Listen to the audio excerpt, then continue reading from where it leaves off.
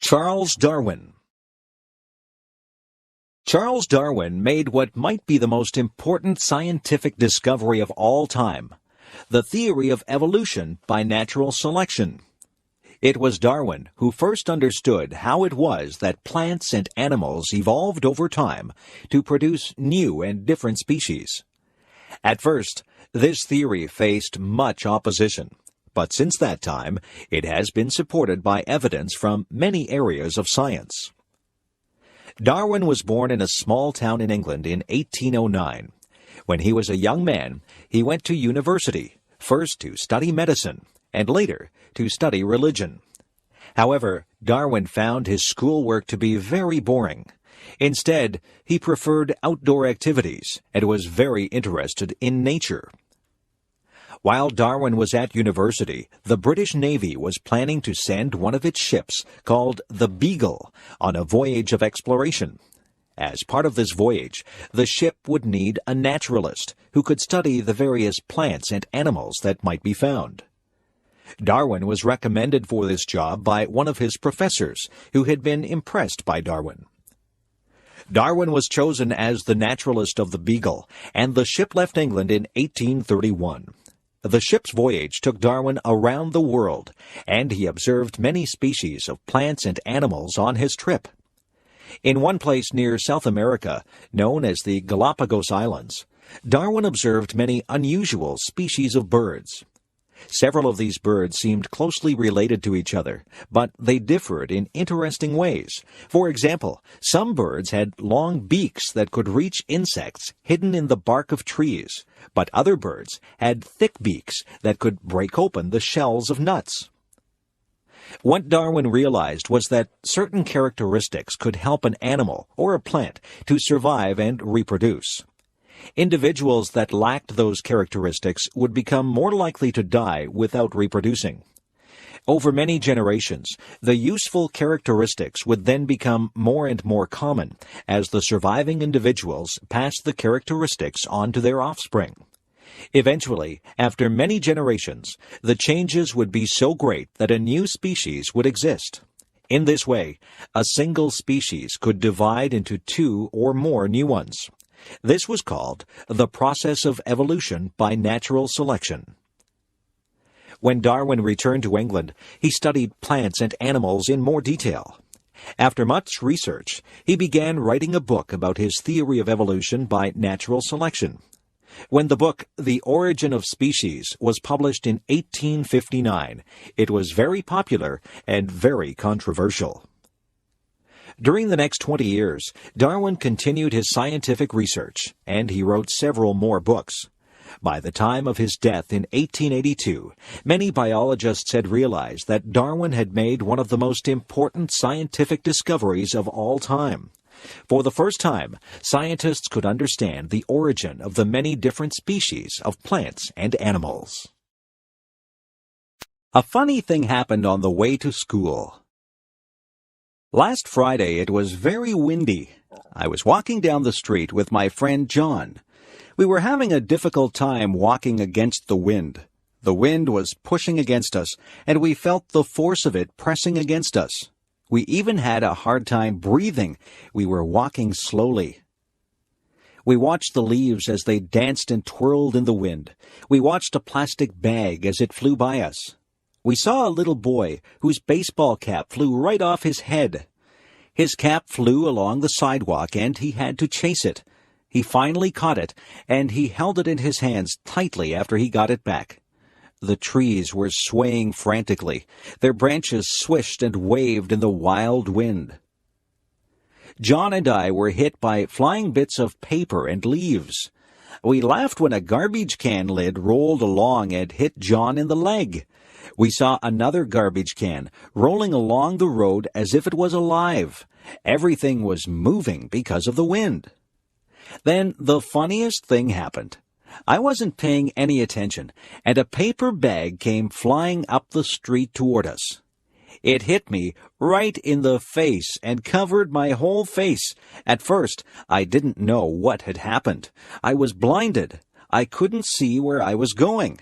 I stopped and held out my hands. When I stopped, the bag fell off my face. I looked at John. He was laughing very hard.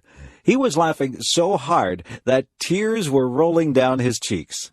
He said that I looked very funny with the brown paper bag stuck to my face. I started to laugh too. We laughed about it all the way to school. John said that he wished he had a camera. He would have taken a picture of me with a bag on my face. Superstitions. I am not superstitious, are you? Yesterday was Friday the 13th. Some people think that Friday the 13th is an unlucky day. I think that it is just like any other day. Some people believe that if a black cat crosses your path, you will have bad luck. I don't believe that either. My mother always gets upset if I open an umbrella in the house. She says that is bad luck. She is probably right about that one because an open umbrella would take up a lot of space and you might knock things over. If your left hand is itchy, you are supposed to get money. I have had an itchy left hand before, but I haven't received any money because of it. It is bad luck to walk under a ladder. That is probably true because you might knock somebody off the ladder or have a can of paint fall on top of you. If you are acting in a play, it is bad luck if someone says, "Good luck" to you. This is very confusing. You are supposed to tell an actor to break a leg. It doesn't mean that you want the actor to break his leg. It means good luck to the actor. Actors have a lot of superstitions that are very unusual. I am not superstitious. I don't believe in superstitions at all. It is just fun to learn about superstitions. Some of them are very old and have been passed down from generation to generation. I once did a project at school on superstitions. It was a very interesting topic, and I got a good mark for it. William Shakespeare. There has been many great writers in the history of English literature, but there is no doubt about which writer was the greatest. Many people consider William Shakespeare to have been the best writer who ever lived. William Shakespeare was born in the town of Stratford, England, in the year 1564. When he was a young man, Shakespeare moved to the city of London, where he began writing plays. His plays were soon very successful and were enjoyed both by common people of London and also by the rich and famous. In addition to his plays, Shakespeare wrote many short poems and a few long poems. Like his plays, these poems are still famous today. Shakespeare's most famous plays include Romeo and Juliet, Macbeth, Hamlet, King Lear, Othello, and Julius Caesar. Usually, Shakespeare did not invent the stories that he told in his plays. Instead, he wrote his plays using stories that already existed. However, Shakespeare's plays told these stories in a more interesting way than ever before. Some of the stories were tragedies, some were comedies, some described historical events.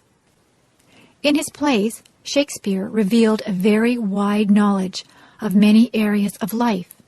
The characters in his plays discuss many different topics, often with the knowledge of experts. But what is even more impressive about these plays is Shakespeare's use of the English language. His vocabulary was very large, and Shakespeare seemed to have introduced many words to the language. Also, many of the phrases that are said by Shakespeare's characters are now used in everyday conversation. Today, writers often use quotations from Shakespeare's plays in their own works. But perhaps even the most impressive features of Shakespeare's plays are the characters within them. The many characters in his plays seem very different from each other, but they seem very realistic. The emotions they feel, the words they say, and the actions they perform are all easily understood. Many people who watch one of Shakespeare's plays will find that they know people who remind them somewhat of the characters in those plays. Shakespeare died in the year 1619, but his writings are still popular today. 400 years after they were written, the poems and plays were greatly admired by experts in literature, but also by people in general. Each year, hundreds of thousands of people enjoy attending performances of Shakespeare's plays. No other writer in the English language has remained so popular for such a long time. First snowfall. Today is November 26th. It snowed all day today. The snow is beautiful. The snow finally stopped. My sister and I are excited. My mom doesn't like the snow. My mom has to shovel the driveway. My sister and I get to play. I put on my hat and mittens. My mom puts on my scarf. My mom zippers my jacket. My sister puts on her hat and mittens. My mom puts on her scarf. My mom zippers her jacket. My sister and I go outside. We begin to make a snowman. My mom starts to shovel the snow. My sister and I make snow angels. My sister and I throw snowballs. It starts to snow again. We go inside for hot chocolate. Chinese people in North America. In recent years, many people have moved to North America from China, but many people do not know that Chinese people have a long history in Canada and the United States. During the 19th century, both Canada and the United States were rapidly expanding to the west, toward the Pacific Ocean. In those days, there were of course no cars or airplanes to allow people and goods to move across the land. Instead, the best method of long-distance transportation was the railroad.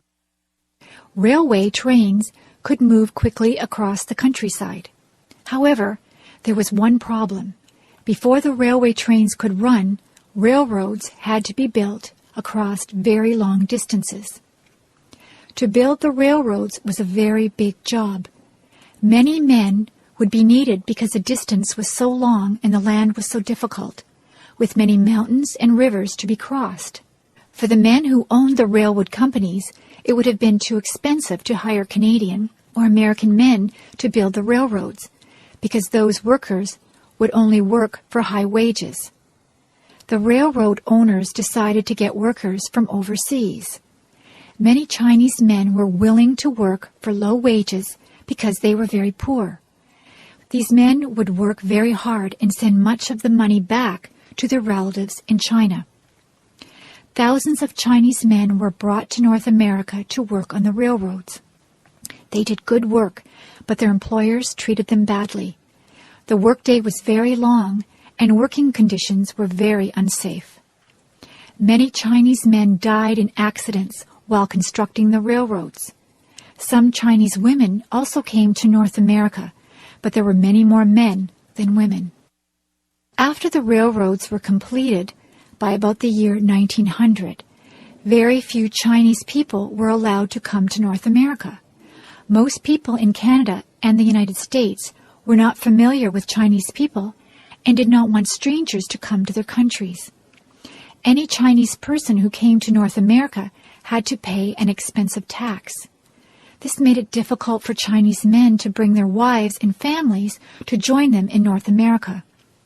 Later, the governments of Canada and the United States made Chinese immigration illegal. Eventually, the people of Canada and the United States realized that their laws had been unfair. They changed the rules so that Chinese people could immigrate in the same way that people from other countries could do so. In recent decades, many Chinese people have moved to North America and have formed a very lively and successful community. Many cities, such as Toronto, Vancouver, San Francisco, and New York have been enriched by Chinese culture. Chinese people are now very prominent in North America, just as they were many years ago. My first pet. My name is Sarah. I am 14 years old. I have a pet cat. My cat's name is Milo. My cat is black and white. Milo's paws are white. Milo's body is black. She is very cute. Milo's fur is very soft. Milo was a very small kitten. Milo is a very big cat. Milo cannot have kittens. She is fixed. Milo likes to eat. Milo likes to play outside. Milo likes to hunt for birds. Milo likes to hunt for mice. She likes her ears scratched. Milo likes to sit in my lap. Milo likes to sleep on my bed. Milo is a good pet. Preservation of forests. Many thousands of years ago, much of the world's land area was covered in forests. Since that time, people have needed to clear the forests by cutting down the trees in order to make room for their farms and cities. Today, forests are still being cleared, and many people are worried that too much forest area is being lost. There are many reasons why it is important to preserve forests. One reason is that the trees inside the forests help to remove carbon dioxide from the air and put oxygen back into the air. This is important because scientists believe that too much carbon dioxide in the air might be causing the world's temperature to increase quickly.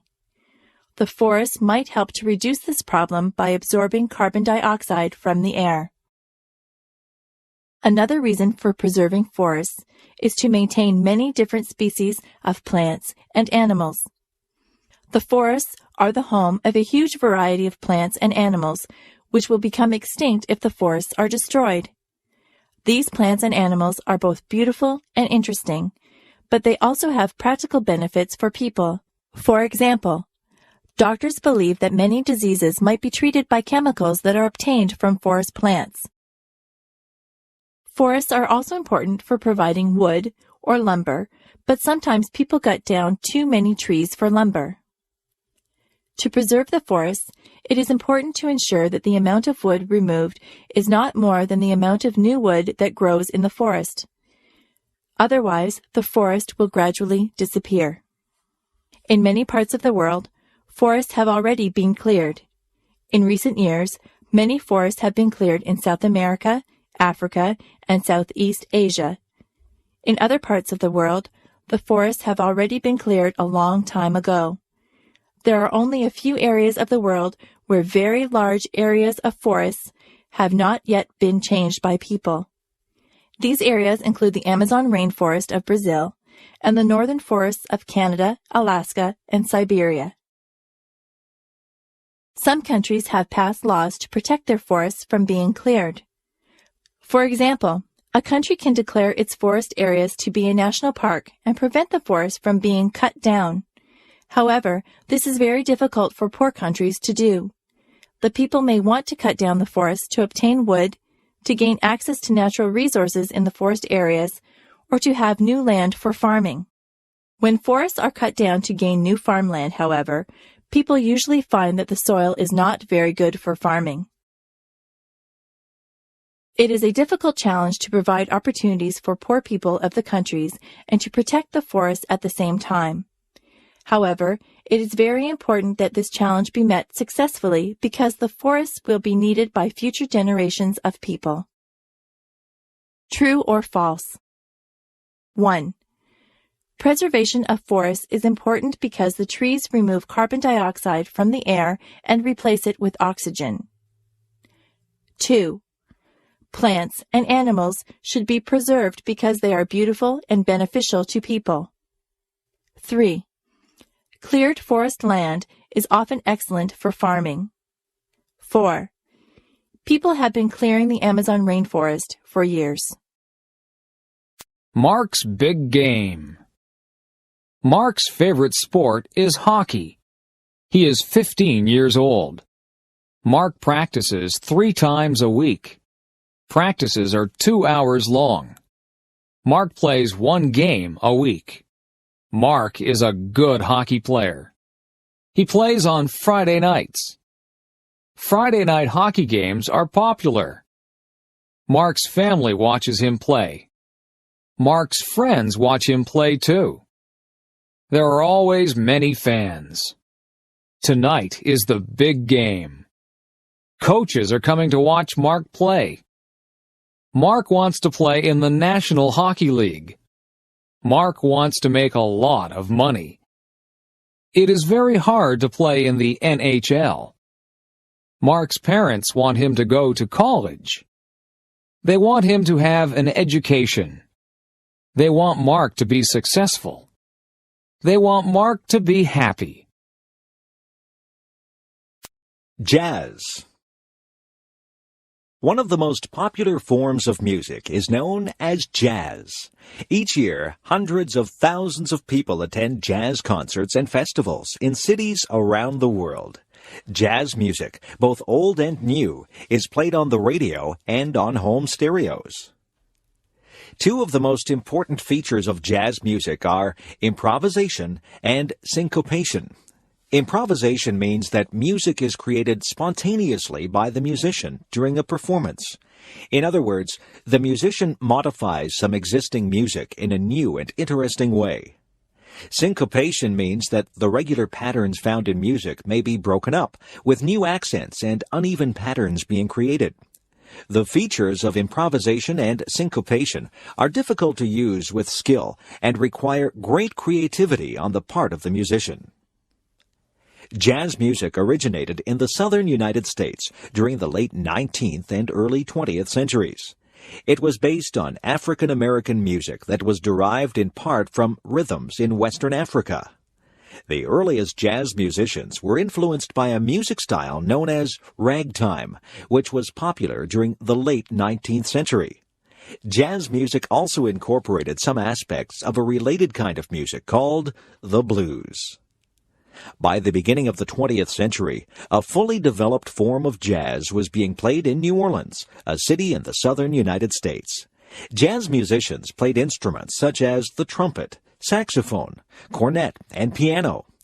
Jazz soon became popular and was played on the riverboats that traveled along the Mississippi River. Some jazz musicians moved north to the city of Chicago, and young musicians in that city developed some new forms of jazz music.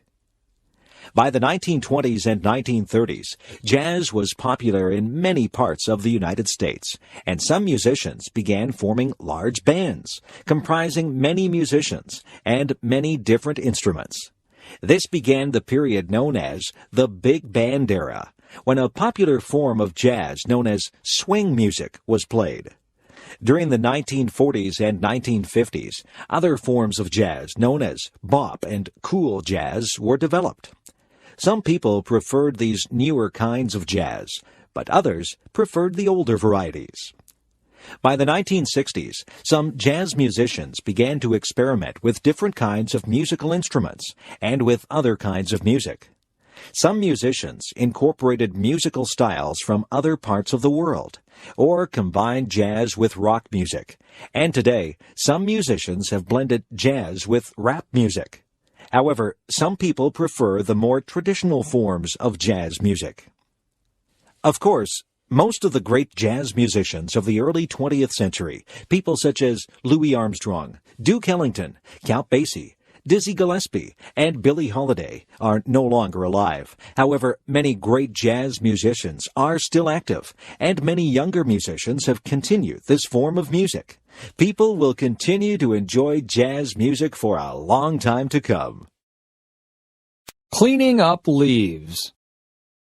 The leaves are changing colors. I see red maple leaves. I see orange maple leaves. I see yellow maple leaves. The leaves are beautiful. It is starting to get cold. The wind is strong. Winter is coming. The leaves fall off the trees. On Saturday, we will clean them up. The whole family helps. My dad gets the rake. My mom gets the garbage bags. My brother and I help too. We gather leaves with our hands. We make a big pile. My brother and I jump in the leaves. We make a big mess. Our parents don't mind. Our parents fill our coats with leaves. We look really big. Everyone laughs. Playtime is over. Back to work. The earth revolves around the sun. 1 year is the time required for the earth to travel around the sun. For most of history, however, people did not know that the earth moved around the sun. Instead, people believed that the sun moved around the earth. The old idea that the sun moved around the earth is known as the geocentric theory. This idea was first made famous by an ancient Greek scientist, Ptolemy, who lived in Egypt nearly 2,000 years ago. Some other Greek philosophers had suggested instead that the earth might travel around the sun. However, this idea, which is known as the heliocentric theory, was not widely accepted. For centuries, people in Europe did not seriously question Ptolemy's geocentric theory. During the early 15th century, however, a Polish astronomer named Nicholas Copernicus began to think that the heliocentric idea was right and that the geocentric idea was wrong. Shortly before his death, Copernicus wrote a book that described the mathematical details of his theory that the earth revolved or traveled around the sun. Later, astronomers came to agree with Copernicus's view. One of the most famous of these was Galileo, an Italian scientist. Galileo is famous for demonstrating that light and heavy objects fall at exactly the same speed, unless an object is so light that it is slowed by the air. Galileo was also the first astronomer to use a powerful telescope to observe the sky. He discovered many unknown features of the moon, the sun, and the planets. When Galileo announced that he believed in Copernicus's theory that the earth revolved around the sun, some officials of the Roman Catholic Church were angry. They argued that this theory was against the beliefs of the Church. Some church officials disagreed with this view, but the authorities decided that Galileo should be punished by house arrest. In other words, Galileo was not allowed to leave his house. Also, Galileo was forced to make a public statement that renounced his belief in the heliocentric theory. At about the same time that Galileo supported the heliocentric idea, another astronomer did some important work that supported Copernicus's view. This astronomer was Johannes Kepler, who lived in Germany. Kepler used the observations of previous scientists to figure out the motion of the planets around the sun. He realized that the planets did not travel in circular paths, but instead in paths that were elliptical or oval in shape. Kepler's discoveries showed mathematically how the planets would revolve around the sun. Today, everyone knows that the Earth moves around the sun, but for a long time it seemed more reasonable to believe that the sun moved around the Earth. We can thank the great scientists of the past who discovered the surprising truth. Remembrance Day. My grandfather fought in World War II. My grandmother was a nurse in World War II. Today is November 11th. Today is Remembrance Day. Today we celebrate soldiers. Everyone wears a poppy. Poppies are red flowers. Poppies remind me of my grandparents. Poppies remind me of their sacrifice. At 11 a.m., there are 2 minutes of silence. People remember their friends and family. People recite the poem, In Flanders Field. It is a sad poem. It helps us remember. Today we wish for peace in the world. Halloween night. Halloween is fun. My mom buys candy. My mom buys potato chips. My mom buys chocolate bars. It is for the trick-or-treaters. My mom buys me a costume. It is a ghost costume. I am going to be scary. My sister is going to dress up as a princess. She will have a wand. She will have a crown. She will look beautiful. My dad buys a pumpkin. It is going to be a jack-o'-lantern. We draw a face on the pumpkin.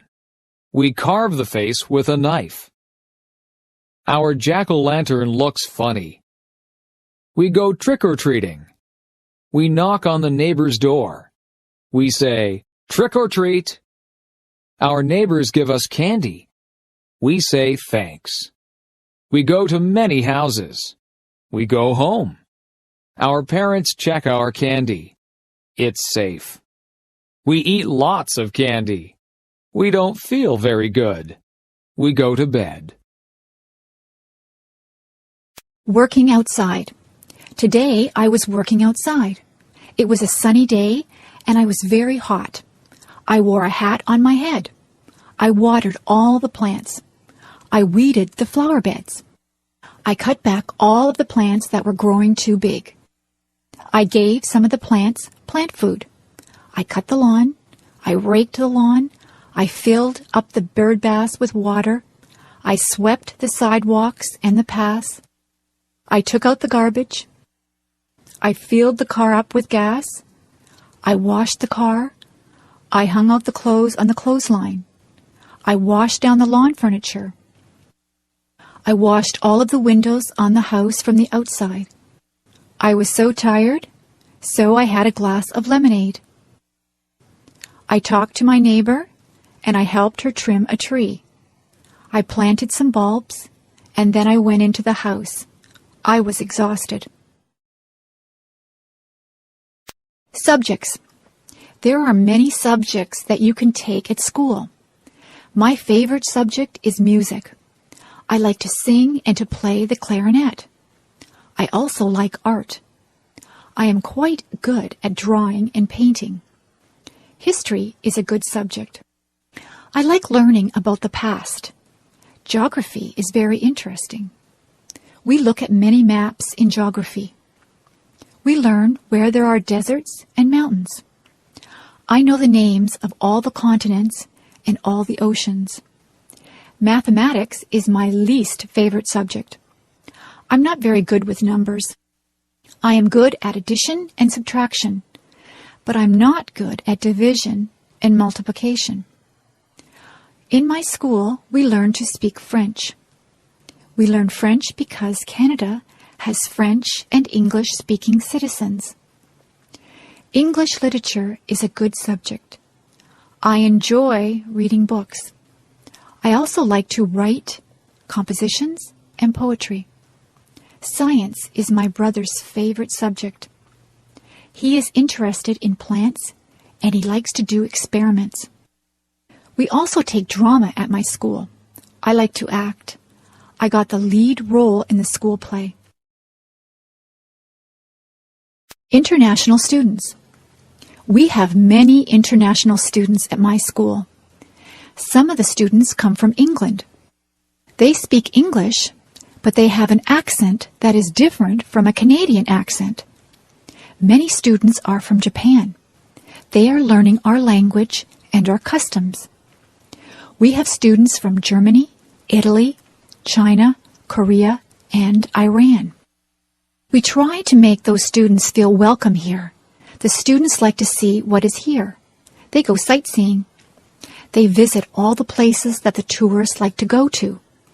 Niagara Falls and Toronto are interesting places to visit. The students practice their English by talking to Canadians. When they first get here, we show them around. They do many exercises to learn the language. They listen to English songs.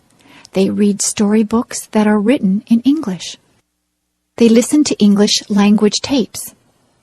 The best way to learn the language is to talk to other people. It is good to ask questions in English. Canadians try to be helpful to international students. Some of the international students live with host families. The host families have the students living in their homes. It is a good way for the host families and the students to make friends. Many of the international students stay in contact with their friends and host families even after they have gone back to their homelands. The international students learn a lot from their host families because they eat Canadian foods and they learn what it is like to live in a Canadian household. Colors. Red is a vibrant color. Roses are sometimes red. Blood is red. White is the color of snow. Clouds are very often white. Blue is the color of the sky and the ocean. Black isn't really a color at all. Tar is black. A crow is black. Green is the color of grass. It is also the color of leaves on the trees in the summer. Brown is the color of dirt. Many people have brown hair. Yellow is a bright color. Most people use yellow when they draw a picture of the sun. Orange is an easy color to remember. That is because an orange is orange. Pink is the color that we dress baby girls in. We dress baby boys in blue. Purple is the color of some violets. The Canadian flag is red and white. What color is your flag? Divorce. Mary's parents just got a divorce. Mary is very upset. She thinks that her parents don't love her anymore. She thinks that they got a divorce because of her. She is wrong. Her parents love her just as much as they always did. They aren't getting divorced because of Mary. Sometimes marriages just don't work out. It isn't really anyone's fault. Marriage isn't easy. It is hard for two people to stay together for a lifetime. Sometimes people change as they get older and they move on. Some people have perfectly good marriages and they stay together for their entire lives. Divorce doesn't happen because the parents don't love the children anymore. A lot of children feel that it is their fault, but it isn't their fault at all. Children neither cause the divorce nor can they prevent it. It is up to the parents. Divorce isn't the end of the world. Children can still see both parents and stay with them. Life goes on. Sometimes children can get new stepmothers or stepfathers. That can be a good thing. You just have to be understanding and know that your parents still love you. Life doesn't always go the way that we planned it, but it has its twists and turns. Life is an adventure. If your parents get a divorce, just be understanding.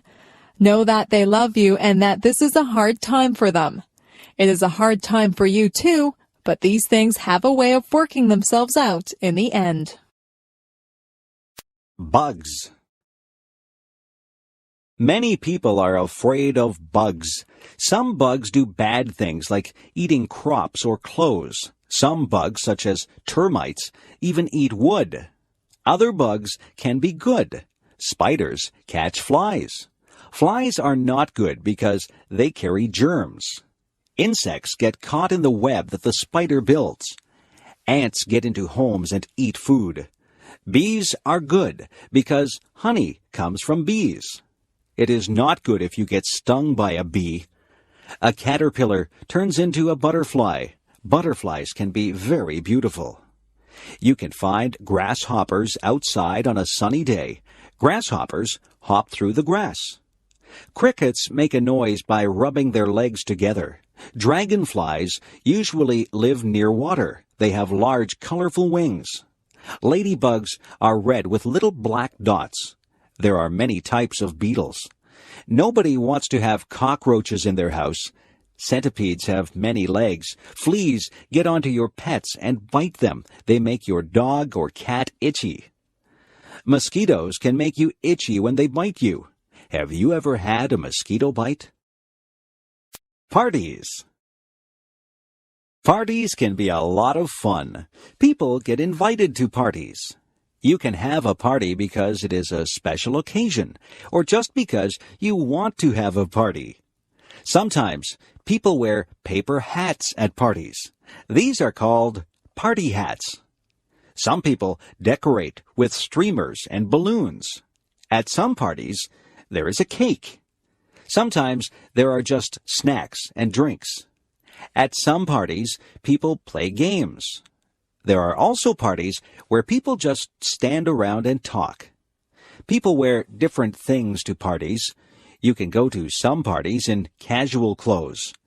At other parties, you need to be dressed up in good clothes. There are other parties where you are supposed to wear a costume. There are many different kinds of parties. There are Christmas parties, birthday parties, going-away parties, and parties for no reason at all. I have been to parties for people who are retiring or for people who have just had a new baby. There are hundreds of reasons for having a party. At some parties, you take a gift. If it is a birthday party, then you take a gift and a birthday card to the person who is having the birthday. Sometimes people will ask you to bring food or drinks to the party. All parties are different. It is nice to be invited to parties. My job. I work at a conservation park called Balls Falls. I've only worked there for 3 weeks now. I am a tour guide, and I tell people the history of all the old buildings there. Somebody told me that one of the houses I work in is haunted. Now I get chills every time I walk into that house. My boss told me that the stories aren't real, but I have an active imagination. Balls Falls is very beautiful. It has 2 different waterfalls, the upper falls and the lower falls. There used to be tons of water cascading over them, which turned a big water wheel to grind grain. However, through the years, the amount of water has really lessened. I love working at Balls Falls because I get to work outside a lot. I'm getting a tan. In July and August, I will be working with kids there at a day camp. I am getting ready now, making different crafts and thinking up fun new games to play. I can't wait to start working with them. I think that will be the best part of the summer. I will be going to work tomorrow. I usually have to work from 9 a.m. to 4:30 p.m. I also like the people I work with. They are very nice. Come to Balls Falls and I'll give you a tour. The birthday party. Yesterday, I went to a birthday party. My friend Jane had her 10th birthday. Her house was decorated with balloons and streamers. Her mother had baked a big birthday cake. The cake had "Happy 10th Birthday, Jane" written on it. There were 10 candles on the cake. Jane blew out the candles and made a wish. I wonder what she wished for. Your wish won't come true if you tell anyone what it was. We sang "Happy Birthday to You." At the party, we played some games. I won one of the games, so I got a prize. We also swam in Jane's swimming pool. Jane opened her gifts. Her gifts were wrapped in bright paper and bows. She got lots of nice gifts. She got some compact discs, some clothes, and some computer games. Jane thanked everyone. We ate a lot of food at Jane's party. We had hot dogs. I put mustard and ketchup on my hot dog. Then we ate cake and ice cream. We had pop to drink. I think I had too much cake and ice cream. I was very full by the time the party was over. We thanked Jane and her mother before we all went home. It was a very good party. Everyone had a good time. I hope Jane had a happy 10th birthday. Superheroes. When my brother was very young, he loved superheroes. He collected plastic figures of all the superheroes. I think he had every superhero figurine that there was. He used to tie a towel over his shoulders and run through the backyard. He pretended that he was rescuing people. One time he stood on the roof. He really thought that he could fly with his superhero cape on. He would have hurt himself if he had jumped. My dad saw him and told him to get down. My dad explained to my brother that superheroes are not real. Real people cannot fly from rooftops. My brother was disappointed. He thought that the superheroes really existed. My dad explained that most superheroes were created as comic book characters. Somebody used their imagination to make them up, and then an artist drew them. My brother was not impressed. He said that he wanted to meet the superheroes. My father told him that he might meet someone dressed up as a superhero, but it wouldn't really be a superhero in the costume. It is hard to explain to small children that the things that they see in comic books and on television aren't really real. My brother still pretends that he is a superhero. He doesn't jump from rooftops, but he runs around and makes noises like he is flying. I look at him and remember when I used to do things like that. I'm more mature than my brother. I know that superheroes aren't real, but I know that he is having fun and using his imagination. The doctor. I didn't feel very well last week. I had a sore throat and a fever. My mother took me to see the doctor. When we got there, the nurse took my name and said that the doctor would be with me soon. The doctor was a very nice man in a white jacket. I had seen the doctor before when I had my tonsils out at the hospital. The doctor took a light and looked in my ears. He put a stick on my tongue and he shone his light into my mouth. He looked at my throat. He said that my throat was a bit swollen and red. He felt my neck and said my glands were swollen. He took my temperature and said that it was quite high. He listened to my heart, and he made me cough. He asked me some questions. He said he might have to do some tests. He sent me to get some blood taken out of my arm. I was scared, but it didn't really hurt. The doctor gave me some pills and told me to take one in the morning and one at night. He told me to drink lots of fluids. He told me to get plenty of sleep. I did exactly what the doctor told me to do. It wasn't very long before I was feeling well again. I think that I might like to be a doctor when I grow up. I would like to make people feel better. My first job. I just got a job at the grocery store. This is my first job. I will receive a paycheck every 2 weeks. I wear a uniform. The uniform has the name of the grocery store on it. I have many jobs at the grocery store. I have to collect all the carts from the parking lot and bring them back into the store. I have to put all the produce out for the people to see. I will be putting out the vegetables. There are carrots, lettuce, cabbages, cucumbers, and beans to put out this morning. I also have to put the fruit out on the stand so that it looks nice. The oranges roll away when I put them out, so I have to be careful. I put out the apples, bananas, and grapes. I stack boxes up so that people can buy cereal and cookies. I have to be careful or the boxes will fall. There are cans of things which also need to be placed on the shelves. Yesterday, I filled the shelves with canned vegetables and soup. I like talking to people at the grocery store. This morning, a lady asked me where the bakery department was. She needed a loaf of bread. I have directed people to the meat department and to the dairy products. I would like to work in the bakery. I think I would like to bake cakes and decorate them. It would be fun to bake breads and cookies. Or maybe I would like to be a cashier and work at the cash register. I am very good at counting money. I am enjoying my job at the grocery store. I hope that I can continue to work here part-time during the school year. A day at the beach. When the hot summer weather arrives, many people like to cool off by visiting the beach. Often there is a cool breeze that comes off the water. And of course the water itself is cool and refreshing. One of the favorite activities at the beach is building sand castles. Children use small shovels and pails to move the sand.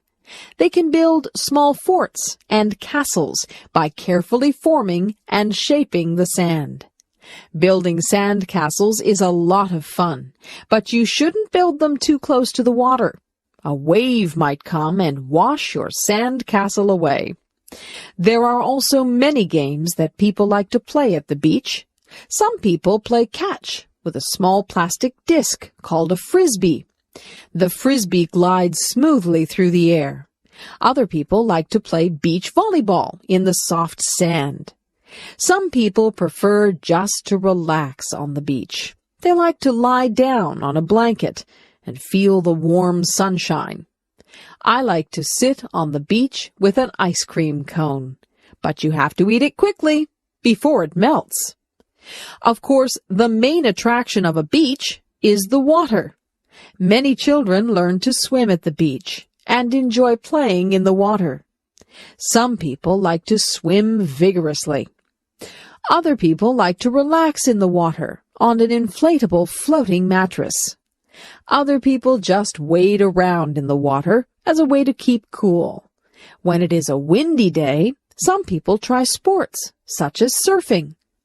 Going to the beach is surely one of the best ways to spend a summer day. Favorite colors.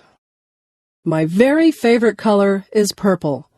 There are not a lot of things that are purple. Some grapes are purple. Sometimes the sky looks purple. My second favorite color is blue. Some things are blue. The sky is blue and water is blue. Many people have blue eyes. Green is a very common color in nature. Trees are green in the summer. Some trees are green all year long. Grass is green. Sometimes water looks green. Many people have green eyes. Many vegetables are green. Broccoli, cabbage, beans, lettuce, peas, and cucumbers are all green. Green vegetables are very good for you. Yellow is a bright color. The sun looks yellow. Bananas are yellow. Some people have yellow hair. Daffodils and dandelions are yellow. White is a common color, especially in the winter. Snow is white. Clouds are white. Polar bears, some dogs, and some cats are white. There are white flowers that grow. Some flowers are red. Roses can be red. Blood is red. Sometimes the sky is red at night or in the morning. Artists use all these colors to make beautiful paintings. Nature used all these colors to make the beautiful earth. We are fortunate to be surrounded by beauty. We should do our part to make sure that nature stays beautiful and clean. If I lived to be 100. I think I would like to live to be 100. It seems like an awfully long time to live. It is an entire century. Imagine all the changes that you would see if you lived to be 100. I had a neighbor who was 85. She used to tell me what things were like when she was a little girl. She told me what my town used to look like, what her clothes were like, and what her school was like. I used to enjoy listening to her stories. Everything was so different when she was young. Listening to her was like having history come to life. I used to try to imagine what life was like for her back then. If I was 100, and I had grandchildren and great-grandchildren, I would tell them stories about my childhood. I would hope that I had a good memory so that I could remember everything. If I do want to live to 100, I'll have to have a healthy lifestyle. Not too many people live to be that old. If I do get to be that old, I hope I'll still be mentally alert and physically agile. In my country, the Prime Minister sends a letter of congratulations to anyone who has their 100th birthday. People who live to be 100 are very special. Maybe in the future, with better medical care and healthier lifestyles, more people will live to be 100. If I live to be 100, I'll have a birthday cake. But I won't put 100 candles on the cake. I could never blow out 100 candles. African slavery in the Americas. One of the most tragic parts of the history of North and South America is the period of African slavery. For hundreds of years, many people were taken from Africa by force to work in the fields of many different countries in North and South America. When Europeans first came to the Americas, some of them realized that they might make money by growing crops and selling them in Europe. However, in order to make money, they would need a cheap source of labor. Few Europeans would come to the Americas to work for low wages, so instead, the landowners looked for slaves. In the areas of great farms or plantations, there were few Indians, so they used another source of slaves: Africa. The plantation owners usually obtained slaves by buying them from local kings in Western Africa. This led to many wars between rival kings within Africa who tried to capture each other's people in order to sell them as slaves. A few kings tried to avoid the slave trade, but this was very difficult. During a period of several hundred years, from the 1500s to the 1800s, about 12 million people were taken from Western Africa to the Americas. Many more people died as slaves before leaving Africa, and many more died on the ships that took them to the Americas. This was because the conditions on the ships were extremely unhealthy. The ships were far too crowded, and there was little food and water. When the African slaves arrived in the Americas, the plantation owners made them work on farms that produced goods such as cotton and sugar. In many places, they worked very hard, and many of the slaves died from overwork. They were then replaced by other slaves who arrived from Africa. However, many slaves survived despite the brutal conditions. In some places, the African slaves were able to revolt against the plantation owners. However, this was difficult because the slaves who had recently arrived spoke many different languages. Some slaves escaped into wilderness areas and were able to remain free from the plantation owners. As time went by, many people in Europe and in the Americas realized that slavery was wrong. By the 1830s, slavery had been ended or abolished in islands owned by the British and in parts of the United States. In the southern United States, slavery was ended in the 1860s during the Civil War. In some countries, such as Brazil and Cuba, slavery only ended in the 1880s. Today, many millions of people in North and South America are descendants of slaves who were brought from Africa. The effects of slavery have lasted for many generations, and there was much racial prejudice against African people when slavery ended. However, some have achieved success despite these disadvantages. Today, the people of African background in North and South America are a very important part of the population in many countries. Ice hockey. One of the most popular sports in northern countries is the game of ice hockey. Each winter, this sport is played by hundreds of thousands of children and adults in North America and in Europe. Ice hockey is a fast and exciting game that can make winter much more enjoyable. The game of ice hockey is played on a flat surface of ice called a rink. The rink is about 60 meters long and about 25 or 30 meters wide. At any time, each team has 6 players on the ice. On their feet, the players wear skates, whose thin metal blades allow fast movement along the ice surface.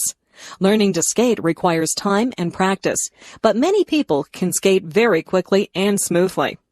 In many ways, ice hockey is similar to soccer. However, unlike soccer, there is no large ball used in hockey. Instead, the players use a hard black rubber disc, which is called a puck. The players skate around the ice, trying to get the puck. They do not use their hands or feet to control the puck. Instead, they carry long wooden sticks, which are shaped in such a way that it is easy to push the puck along.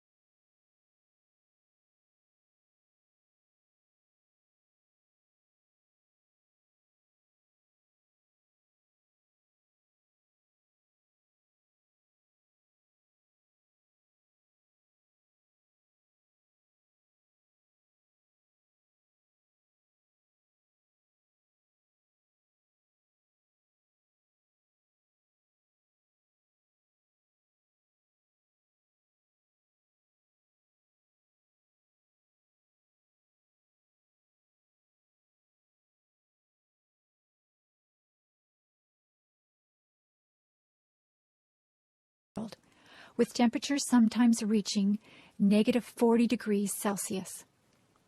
Moving east, the next province is Ontario. The land in the northern part of Ontario is very rocky and contains many thousands and thousands of lakes. Many mines are found in northern Ontario.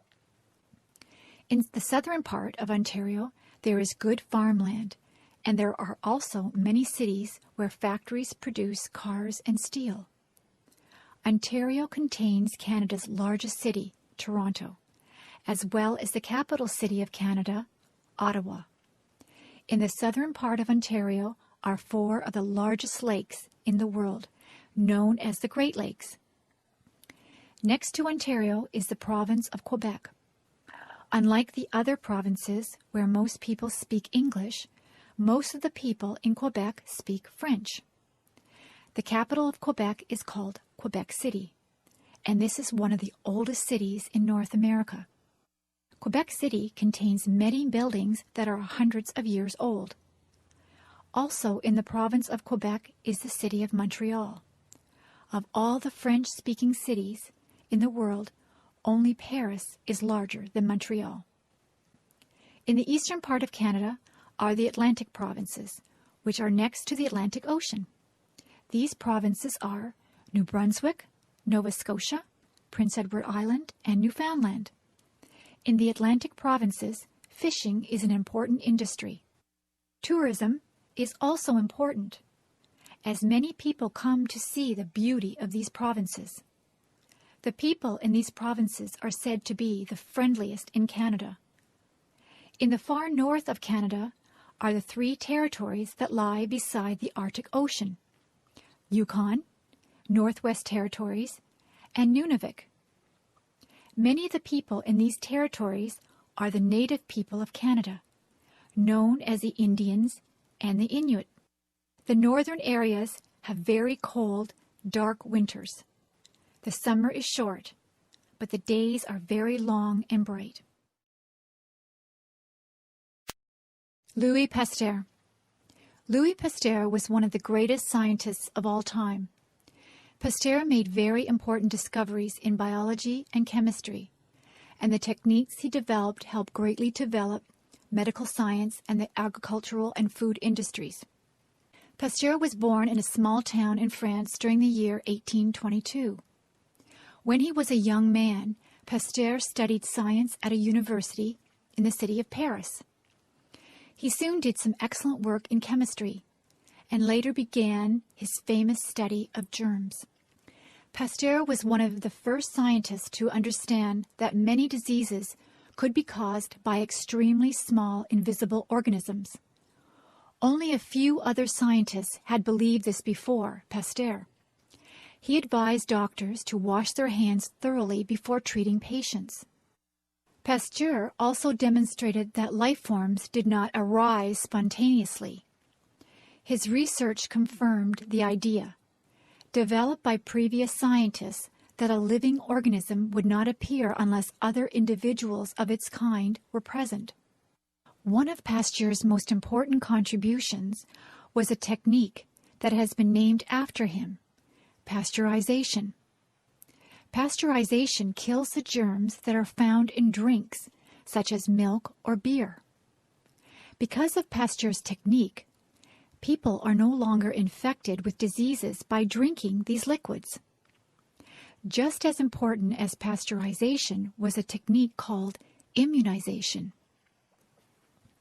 Pasteur found that a person or animal could be made safe or immune from a disease by injecting the person with some weakened germs that cause the disease. The body can resist the disease after being immunized in this way. Today, many diseases are prevented by the use of this technique. Pasteur's discoveries also helped to save people who had already been infected with diseases. One such disease is rabies. Rabies is a disease that sometimes occurs in animals. This disease usually kills the animal, but before dying, the animal becomes very aggressive and may spread the disease by biting a person or another animal. One day, the parents of a young boy came to Pasteur. Their son had been bitten by a dog that had the rabies disease. The parents knew that their son would die from the disease unless something could be done to save him. Pasteur agreed to help the boy, and the immunization technique saved the boy's life. Pasteur died in 1895. He was greatly admired around the world for his achievements, which have helped all of mankind. Today, Pasteur is considered to be the greatest figure in the history of medicine. Australia, people. The first people who lived in Australia were known as the Aborigines. The Aborigines came to Australia by boat more than 40,000 years ago. They are the first people in the world who are known to have used boats for transportation. Even though many parts of Australia were very inhospitable places, the Aborigines survived. They lived by hunting and gathering throughout the continent, even in the desert areas where survival is almost impossible. The Aborigines felt a deep spiritual attachment to the land, and they made many beautiful paintings upon the rocks of many parts of the country. Their most famous invention is a curved hunting stick known as the boomerang. The design of the boomerang is remarkable because it can be thrown in such a way that it will turn around and return to the person who threw it. Until about 200 years ago, the Aborigines had only a very limited amount of contact with people in the outside world. The next people to migrate to Australia were from the British Isles. Beginning in the late 18th century, Australia was used as a prison colony, where common criminals and political prisoners were sent from Britain. By the middle of the 19th century, many British people moved to Australia voluntarily to begin farms or to search for gold. By the late 19th century, Britain stopped sending its prisoners to Australia, but migration continued. After the arrival of the British colonists, the Aboriginal population declined sharply. This was partly due to disease, partly due to cruel treatment by settlers, and partly due to the loss of their traditional way of life. Today, the Aboriginal population is growing again, and the Australian government has taken some steps to correct the injustices of the past. The various parts of Australia were governed at first as separate colonies, but in 1901 they joined to form a single country.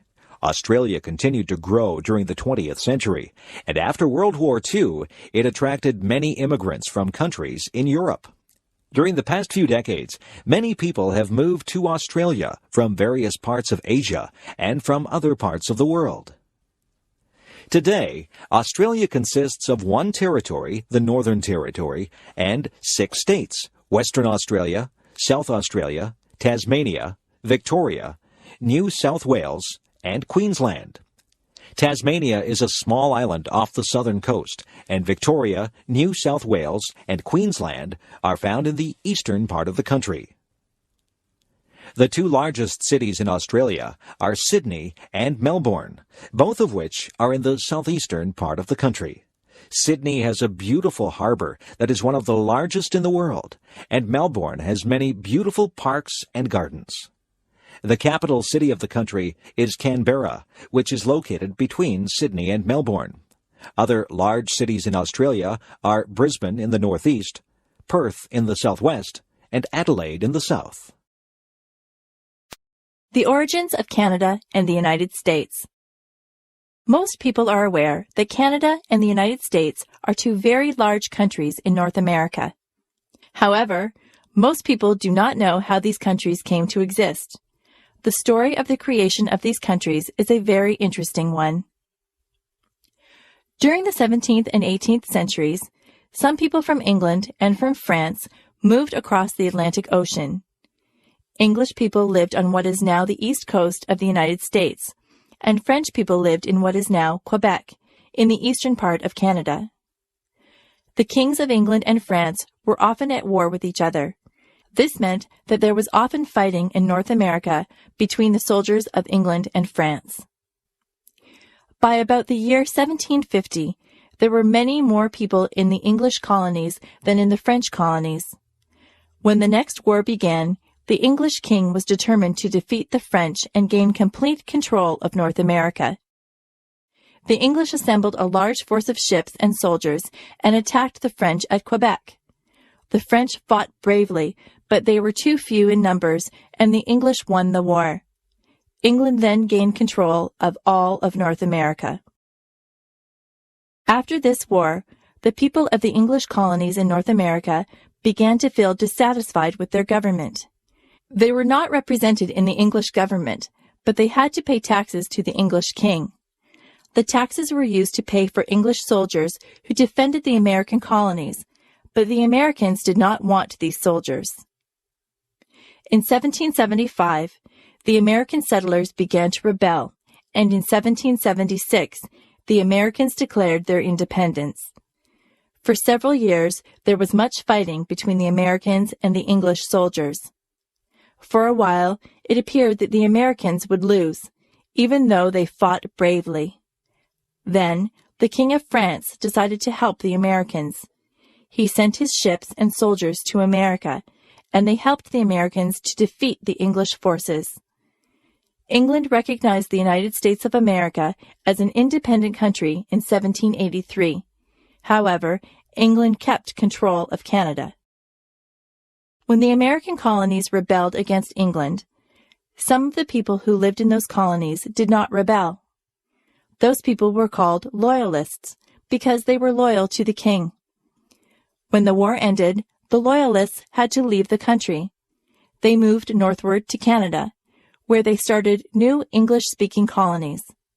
During the year 1812, the Americans invaded Canada, but they were not able to conquer the country. During the 19th century, the people of Quebec continued to speak French and to maintain their French culture. Meanwhile, many more people moved to the English-speaking areas of Canada. In the year 1867, Quebec and the English-speaking colonies agreed to form a single country, Canada. By this time, there were two very large countries in the northern part of North America. The Inuit. Not many people would want to live in the Arctic areas of northern Canada, Alaska, and Greenland. In these places, the summers are very short, and the winters are extremely cold and dark. However, there are some people who have made this land their home for many generations. These people are called the Inuit. The word Inuit means person in the language of the Inuit, which is called Inuktitut. Before modern times, the Inuit had to survive by hunting. Because their homeland was in such a cold northern place, the Inuit could not make a living by farming or by gathering plants. Many of the animals that the Inuit hunted are mammals that live in the water. For example, the Inuit used boats to hunt whales.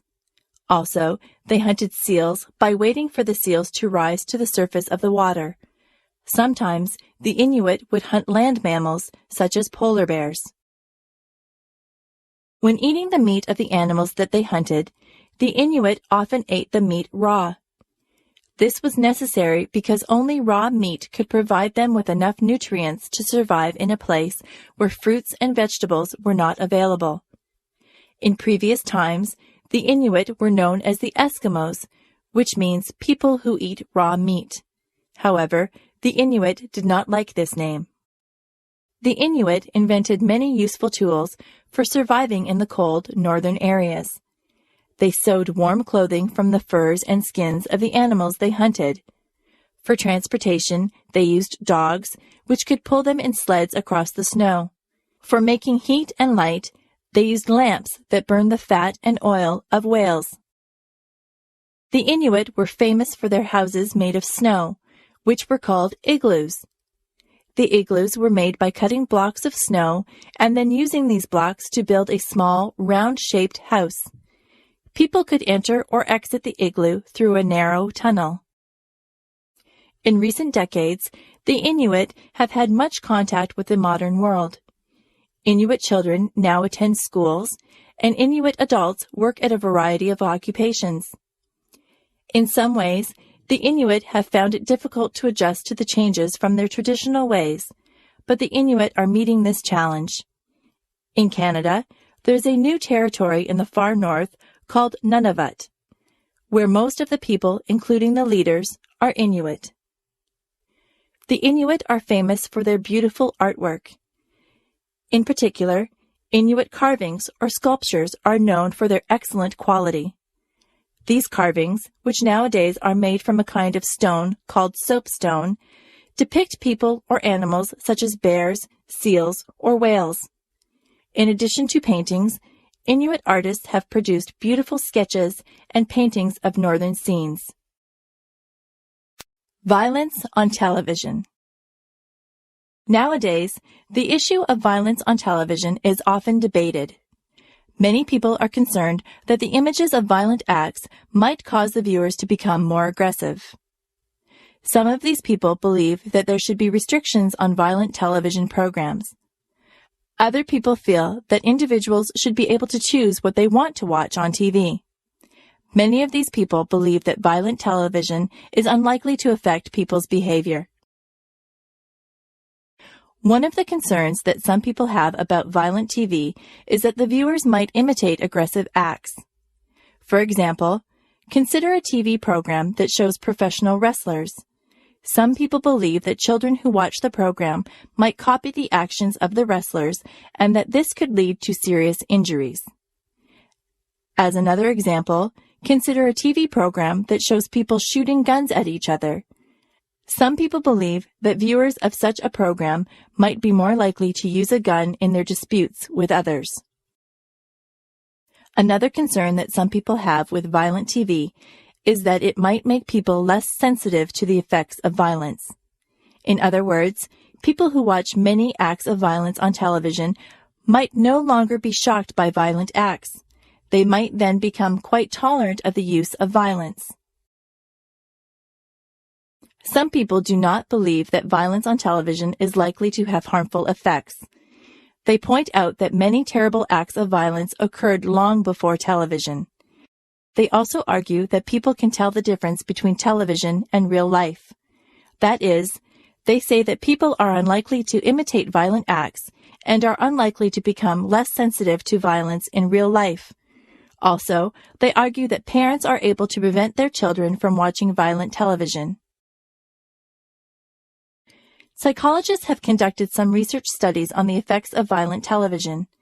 Some studies have shown that children who watch a lot of violent TV do become slightly more aggressive as adults.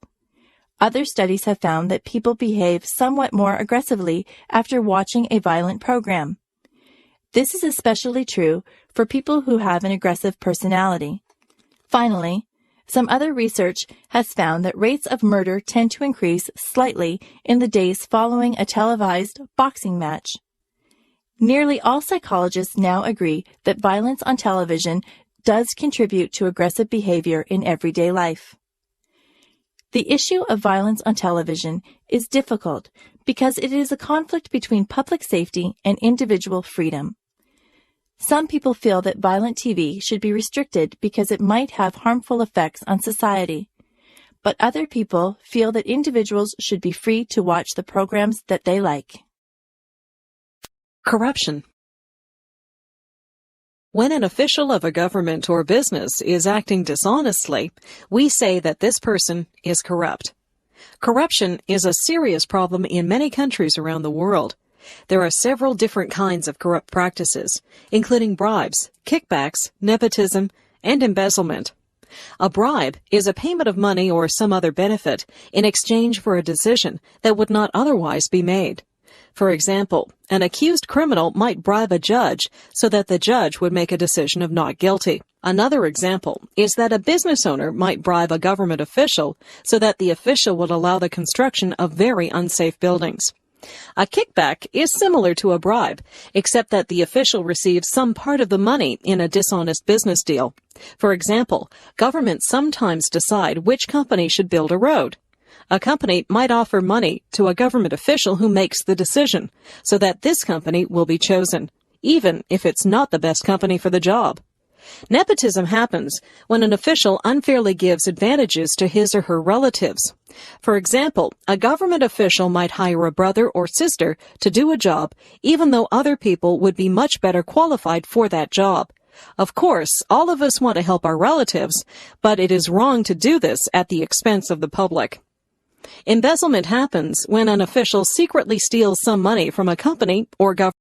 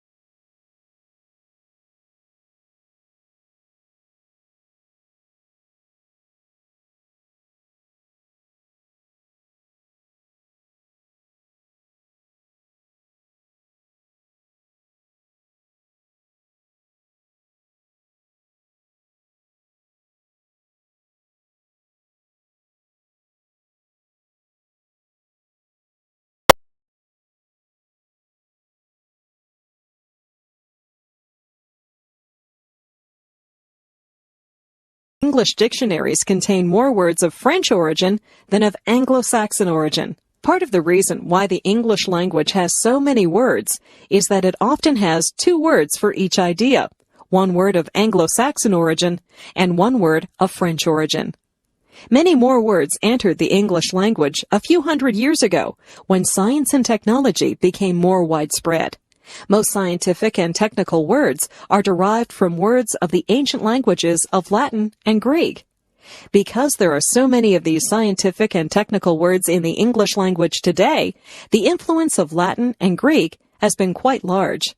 Other languages have also contributed many words to the English language. Some words have come from the Celtic languages spoken in Ireland, Scotland, and Wales.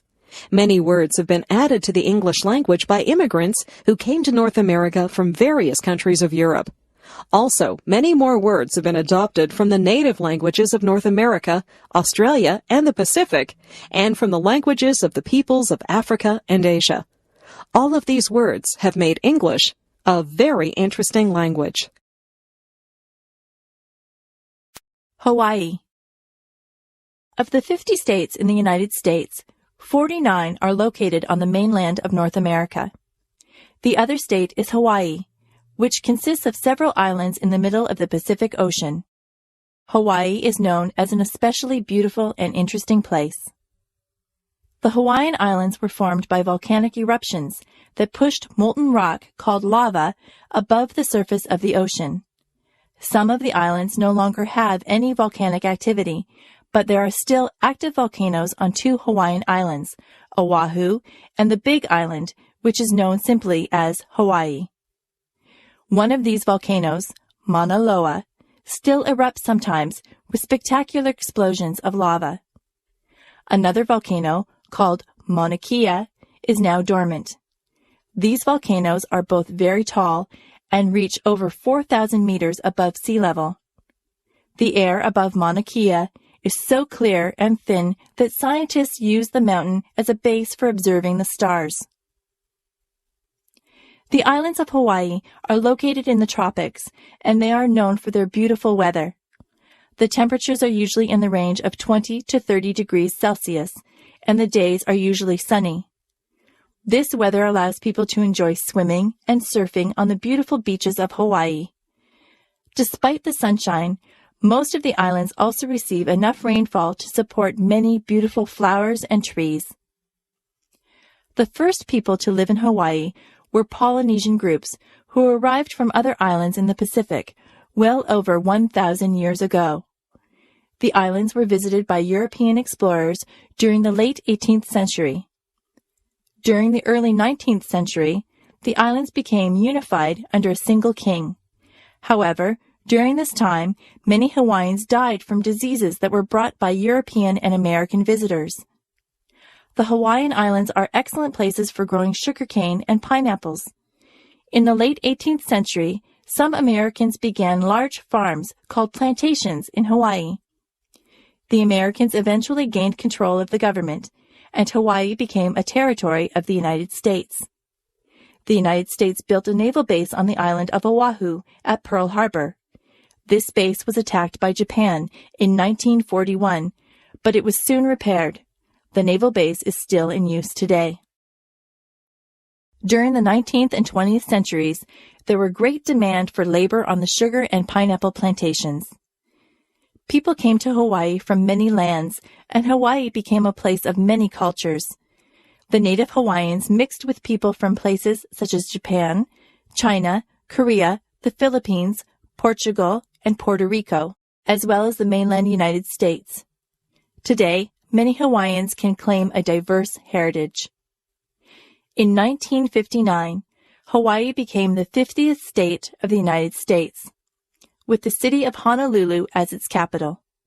Today, there are more than 1 million people in Hawaii, more than half of whom live in Honolulu.